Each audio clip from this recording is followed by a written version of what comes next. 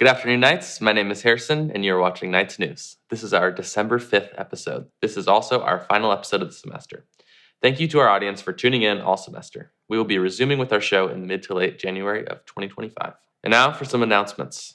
ASB is sponsoring the annual Giving Tree until tomorrow. Visit the tree in the Student Union. As we approach the end of the semester, several of our arts programs are having performances. The San Marcos High School dance program will be performing the fall show on December 6th and 7th in the theater. The winter choir concert will be on December 11th at 6 p.m. in the theater. The jazz concert will take place on December 12th at 6 p.m. in the theater. And now for a preview of the end of semester dates. Final exams take place from December 17th through the 19th. These will be minimum days. School will be released at 12:53 p.m. Our winter break will take place from December 20th to January 10th. Spring semester begins on January 13th. And now an update from the counseling office. Hey, good morning, Knights. This is Mr. Olvera with your weekly counseling update. The first update that we have is that FAFSA is now open. So the financial aid applications opened on December 1st. This past week on Monday, we went into your government classes to give a presentation on FAFSA and the California DREAM Act. So please submit those applications before March 2nd. That's the deadline for next semester. Once you get those applications in, then you'll receive your financial aid award letters from the universities that you applied. So seniors, get those in before March 2nd. If you have any questions, please let us know. We're come down to counseling and we'll support you. All right, our next update is that we have dual enrollment deadline coming up soon. So that dual enrollment deadline is December 13th. So for any students from 9th to 12th grade, if you're interested in taking a dual enrollment course and earning some college credit, please make sure to reach out to your counselor before December 13th. That is our hard deadline. After that, you're going to have to wait until the next fall semester, so a year from now, to be eligible to take dual enrollment. So if you are interested in earning college credit for next semester in the spring, please reach out to your counselor and we'll help you and guide you through the process. And then lastly, Knights, if you are considering a schedule change for next semester in the spring, we have the first 2 weeks of when we get back from break to make any changes. Afterwards, your schedules are locked in. So please make sure you reach out to your counselor at some point before we go on break or the first 2 weeks that we get back in order to make those schedule changes. And as a reminder, we have no period changes and no teacher changes. All right, go Knights. Those are the announcements for this week. And now for a few special stories. Project Next is an organization that works closely with our Future Center. Here's a quick message from them. Hi Knights, we're your 2024 Project Next Student Ambassadors. And we want to share a little bit about what our program has to offer.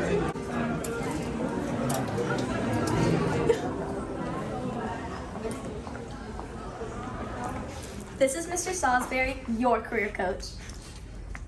Good morning, I'm Mr. Salisbury. Please come over to the Future Center, scan my QR code, make sure you say hello, and set up an appointment. I can help you out with whatever you need.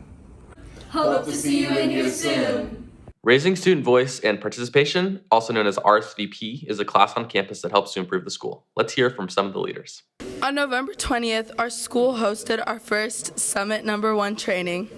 And during this training, we had RCP representatives from each class to discuss the survey that we took, and about 40% of the school got to take it. During the summit, students celebrated the strengths and improvements at our school. And from the strengths and improvements, our class gets to organize all of those data and go over everything so we can prepare for Summit #2. In January, you will see another survey come out that will ask students on how we can improve our school. And in February, we will go over for Summit #2, and we will talk with our administrative team, and we will start to go over those strengths and improvements and see what can get improved. We want to give a big thank you to all the students and staff who participated in the summit. And we hope to see you there next time. Thank you. Bye. In our Nights News class, students come up with concepts for stories that relate to our school community.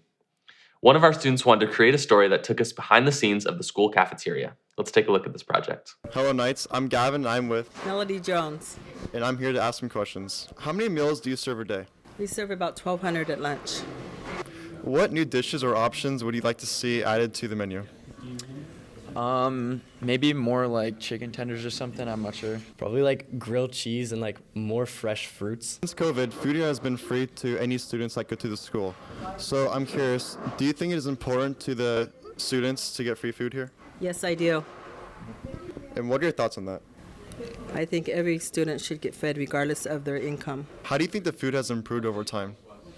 They've added a lot of like vegetables and stuff, a lot of healthier options for the students. I think it's greatly improved over time. I feel like the meals are definitely a lot more nutritional and a lot more tastier. What is your favorite meal here and why? Probably the carnitas tacos. They're just really good, and I like the sauce that comes with it.